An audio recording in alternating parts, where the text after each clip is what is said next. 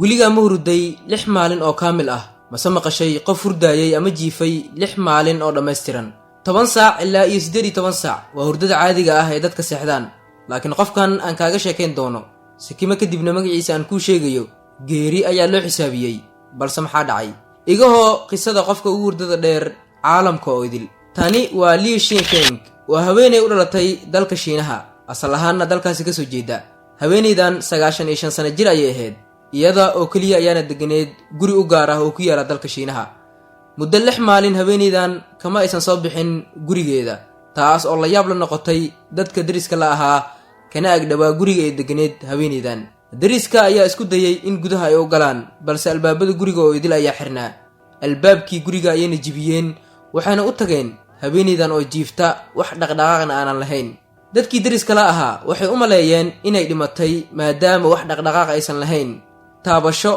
qaylo iyo jiijidba aysan ku kicin waxayna ku rideen naxash dhaqanka u yaala dadka Shiinaha marka ay geeriyoodaan waa in qofka meydka ah lagu rido naxash korka feedan muddo 2 isbuuc ah si ay u soo booqdaan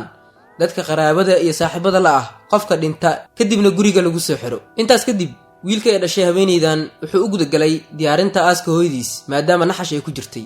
laakiin maalin ka hor aaska haweeneydan waxaa guriga loogu tagay naxashka oo kaligiis meel yaala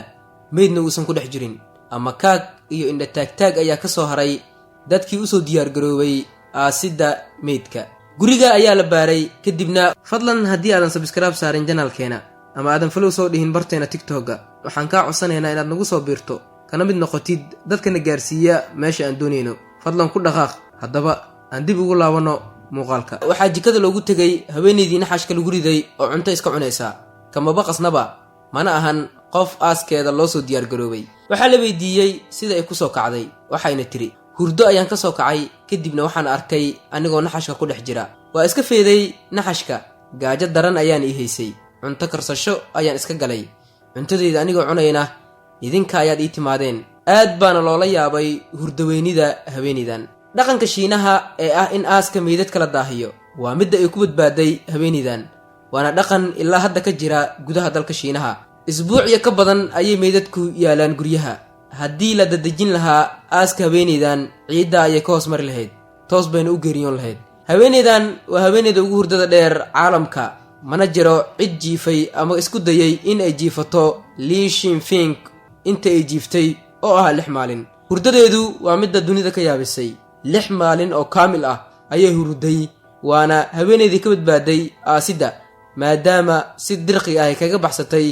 dhaqanka dalkaasi Shiinahana u saaciday fadlan haddii aadan subscribe saarin channelkeena ama aadan follow soo dhihin barteena TikTok-ga waxaan kaa codsanaynaa inaad nagu soo biirto kana mid noqotid dadkana gaarsiiya meesha aan doonayno fadlan ku dhaqaaq